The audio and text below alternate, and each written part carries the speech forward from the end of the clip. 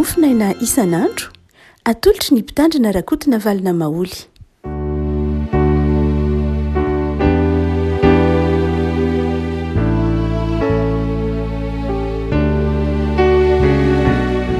Falmiraba tsika riavako malala tratra ity alatsinainy fa 5 volana febroary ity ny mofinaina voalahatra ho antsika dia ny galatiana toko 5. Galatiana toko 5 andiny fa 13 ka hatramin'ny 15. Galatiana toko 5 andiny fa 13 ka hatramin'ny 15 vakitsika amin'ny anaran'i Jesosy. Fa efa nantsoina ho amin'ny fahafahana ianareo rahalahy, kanefa aoka tsy hoentinareo anaraka ny nofo izany fahafahana izany fa mifampanipo amin'ny fitiavana, fa tanteraka amin'ny teny iray ihany ny lalàna rehetra dia izao: tiavany namanao tahaka ny tenanao. Fa raha mifandramatra sy mifampihinana ianareo, tandre mifandrao mifandringana. Ray Masino, manamasinana ny fahamarinana, teninao ny fahamarinana. Amen. Fampitandremana no andiny farany amin'ity toko 10 ity, andiny 10 ity manao hoe: fa raha mifandramana sy mifampihinana nareo, tandremo mifandrao mifandringana. Ny olombelona amin'izay planin'Andriamanitra riavako malala, nanaovan'Andriamanitra ny olombelona dia nataon'Andriamanitra ho tsy ho rery izy. Ao amin'ny bokin'ny Genesisa raha ohatra ka miteny Andriamanitra manao hoe tsy tsara raha irery raha lehilahy, dia tsy dia hoe lehilahy rery loatra akory no ao, fa hoe tsy tsara raha irery ny olona na ny humanité, tsy tsara raha irery ny olombelona. Zany hoe hatrany am-polohany raha nahary izao tontolo izao Andriamanitra, dia sy ny olombelona matao anatin'izany mazava ho azy, dia ny fandaharan'Andriamanitra dia ny hoe tsy miaina rery ny olona fa miaina eo anivon'ny fiarahamonina. Saingy rehefa tonga kosa ny fahotana aty amin'ny Genesisy toko 3, rehefa niditra ny fahotana dia nanjary ny fahavalo tamin'ny mpiarabelona taminy ny olombelona.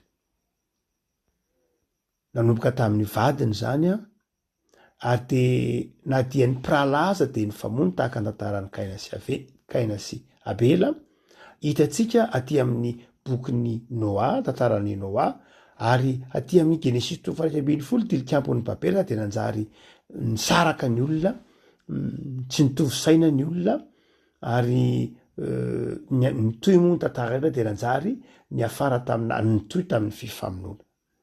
Ny fahotana dia nitondra ny toe-tsaina lindrata ao anatin'ny olona. Ny fahotana dia nitondra ny toe-tsaina mora makahala. Ny fahotana dia nitondra ny toe-tsaina mora manaratsy ny hafa ary mihevitra ny tena ho tsara sy mendrika mandrakariva. Dia hoy Paoly aty: tandremo ara sao mifampihinana ianareo na mifandringana ianareo. Dia ao anatin'izany fahotana zany nefa eto amin'izao tontolo izao ny fahotana dia manome vahaolana Andriamanitra. Manome vahaolana Andriamanitra mba tsy ho lava ao anatin'ny fifandringanana na ao anatin'ny fifamononana na ny fifankahalana ny olona. Dia nanome vahaolana Andriamanitra amin'ity mofinaina eto am-pelantanantsika ity. Voalohany indrindra dia ny toe-tsaina izay zava-dehibe ny fitiavanamana. Tiavany namanao tahaka ny tenanao. Tsy misy olombelona tsy tia tena. Paoly miteny an'io manao hoe tsy misy olona tsy tia ny tenany. Eken'ny Baiboly zany fa ny olona dia tia tena, toetra voajanahary ao anatin'ny olona ny fieverana izay mahasoa na mahasambatra ny tenany.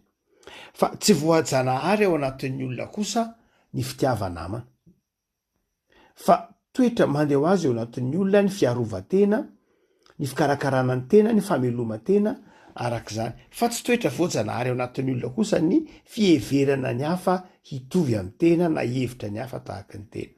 Ny fivavahana kristianina no nampiditra ny toe-tsaina hoe io namanao io mpiarabelona aminao dia tiavinao tahaka ny tenanao.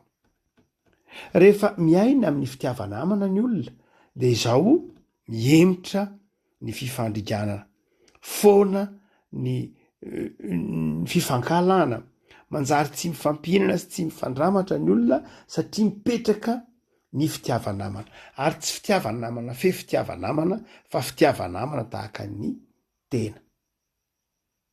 Jesosy de manome ohatra mazavan'izy io hoe ny teny manao hoe tsy misy olona manana fitiavana lehibe noho izao de ny manolotra ny ainy amonjy ny sakaizany.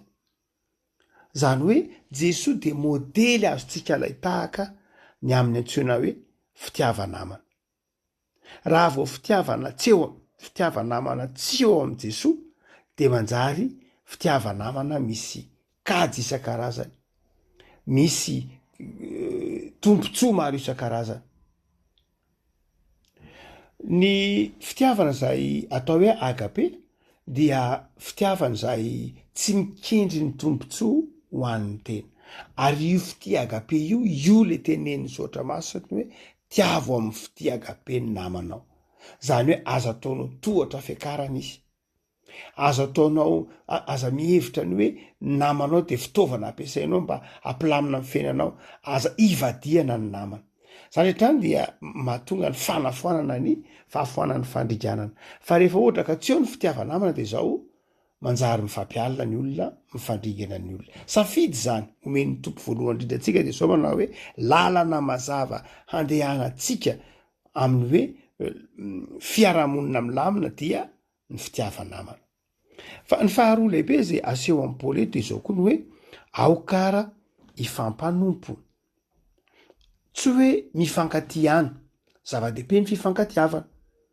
Fa le fifankatiavana de manjary tonga asa, le fifankatiavana de manjary tonga fihetsika, tonga fiainana, de manjary olona mifampanompo. Zany hoe olona mifanondrotra, olona zay mifanampy, olona mieritreritra manao hoe tiako ny asambatra anao de mikaroka zay asambatra anao a. Mety eritreritra angamba ny olona hoe zany nge fiarahamonina nofinofy ihany zany, fiarahamonina utopika ihany zany zavatra tsy azo tanterahana zany hoe ahoana moa no eritreretako ny hafa, nodrotako ny hafa, melon'ny zay mety androtako ny tena koa aza. Fa rehefa manana an Jesosy ao am-pony olona dia tsy miteny mihitsy manao hoe zavatra tsy azo tanterahana ny fampanompona. Jesosy modely alay tahaka. Jesosy nanasa ny tongotry ny mpianatra. Jesosy nanaiky ho faty teo amin'ny hazo fijaliana ho atsika modely ny fifampanompona. So mantsy ravako malala raha mamaka ny taratasy ho an'ny Galatiana isika manomboka amin'ny 7:7 io de manazava ny taratasy ho an'ny Galatiana manao hoe nareo de efa nantsoina ho amin'ny fahafahana. Raha ohatra ka adika amin'ny voambolana mahazaka antsika de ny hoe ianareo de efa nomena fahasoavana. Le fahafahana dia azo adika mihitsy hoe fahasoavana. Fa efa nantsoinana, fa efa notonorana fahafahana, efa notonorana fahasoavana ianareo. Matetika manazavitsika fa ny fahafahana amin'izao tontolo izao de tsy mitovy amin'ny fahafahan'ny Baiboly. Andriamanitra raha miteny hoe manafaka dia tsy fanomezan-dalana fotsiny zany. Amintsika raha mamaky ny fiarahamonina malagasy tsika na fiarahamonina andavanandrotsika fotsiny eto ambonin'ny tany de zao ny fahafahana dia everitsika hoe fanomezan-dalana. Hoe enao de afaka miteny, dika zany dia omena lalana iteny ianao. Enao dia afaka miasa de omena lalana miasa ianao. Enao dia afaka mivavaka de omena lalana mivavaka ianao. Ny famaritana matetika amaritatsika ny hoe fahafahana dia fanomezan-dalana. Fa Andriamanitra manafaka atsika tamin'ny alalan'i Jesosy raha miteny eo amin'ny bokin'ny Exodosy 20 ny tompo miteny hoe iza nanafaka anareo tamin'ny tranona andefozana dia tsy fanomezan-dalana fotsiny ihany ny dikany.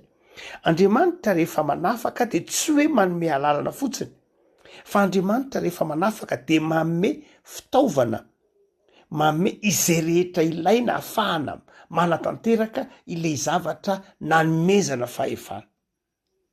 Ohatra mitenitsika manao hoe raha miteny amin'ny olona anankiray manao hoe enao de afaka mahandro sakafo, omena lalana anao mahandro sakafo. Rehefa manome lalana mahandro sakafo de izao zany raha ohatra ka miteny ty manao hoe enao a dia afaka mahazo lalana mahandro sakafo dia in'olona mahazo lalana mahandro sakafo iny no tsy maintsy hitadiny filaniny hitadiny zay andrahony hitadiny fotoanany hitadiny angovo ampiasainy indretrarehetra ny alalana no azony fa izao mety mbola misy zavatra tsy maintsy hotadiaviny satria tsy nomena azy fa amin'Andriamanitra rehefa manome alalan'Andriamanitra de manome ny zavatra rehetra ilaina entina mantanteraka n'lay fanomezan-dalana tao raha miteny zany manao hoe mandehana mahandro sakafo de anome sakafo Andriamanitra andrahona anome fitaovan'Andriamanitra hoety mahandro manome saribao izy na kitay sy ny sisa rehetra zany hoe ny fahafahana omen'Andriamanitra de miaraka amin'izay fahafahana omen'Andriamanitra zay ny fitaovana hoentsika miaina na manatanteraka ilay fahafahana Andriamanitra zany raha mitemana hoe avelako hanompo ahy ianareo dikan'izany de omen'Andriamanitra atsika ny fitaovana hoentsika manompo iny amin'ny fitaovana hoentsika manompo ohatra hoe za Andriamanitra mila miangona satria zay ny anompoka anao de omen'Andriamanitra anao ny fitaovana hoentina miangona mety omeny fiarakodia ianao raha tsy meny fiarakodia ianao mety omeny sarandarana mety ao anatin'izany ny fahasalamana ao anatin'izany be de be ilay hoe lay zavatra asain'Andriamanitra tao ny fahafahana omen'Andriamanitra atsika de tsy fahafahana izay itakian'Andriamanitra fa fahafahana anomezan'Andriamanitra ary zay ny mahatonga atsika say manao asa fanompoana say manao asa fanompoana isika satria fitahiana lay asa fanompoana Andriamanitra raha mampanao asa atsika na manome fahafahana atsika manao zavatra anankiray de miaraka amin'iny ny fitahiana omeny fa tsy hoe avelany Andriamanitra tsy maka amintsika Andriamanitra fa Andriamanitra manome atsika ny sampony maka amintsika fa amin'ny olombelona fa Andriamanitra manome ny Andriamanitra tsika Andriamanitra manolotra Andriamanitra manome Andriamanitra mizara araka ny tenin'ny Soatra Masina manao hoe am'izay nomenao anay ihany no anomezanay voninahitra anao aza donona ary fa ny fahafahana amin'Andriamanitra de zao fitahiana sy fahasoavana de ny olana amin'ny epistily ho an'ny Galatiana izay fahafahana izay dia tsy noentin'ny Galatiana nampiasainy tamin'ny fitiavana an'Andriamanitra na tamin'ny fitiavanamana fa tamin'ny fampiasana ny fitiavan-tenany na nomeny zavatra rehetra Andriamanitra amin'izay rehetra mety ilaina ny fanatanterahana ny asany fa izao tsy nampiasaina tamin'ny fanompoanan'Andriamanitra sy tamin'ny fanompoana ny hafa ireny de manjary tonga ho azy ny fifandriganana raha maka ohatra mazavintsika ataovy hoe misy olona anankiray de io olona io omen'Andriamanitra fahefana na omen'Andriamanitra andraikitra anankiray onivon'ny fiarahamonina na anivon'ny toeram-piasana ianao a de omeko fahafahana ianao a afaka hitarika olona ho amin'ny fanaovana zavatra anankiray dia omen'Andriamanitra amin'izay fotoan'izay omen'Andriamanitra fahefana izy omen'Andriamanitra fitaovana izy omen'Andriamanitra vola izy omen'Andriamanitra fahasalamana izy omen'Andriamanitra zay hoentiny manatanteraka ilay asa satria nomen'Andriamanitra n'izay fahefana zay izy na zay fanomeza ndalana miaraka amin'ny fitaovana mety manatanteraka izay indrisy nefa fa mety mitranga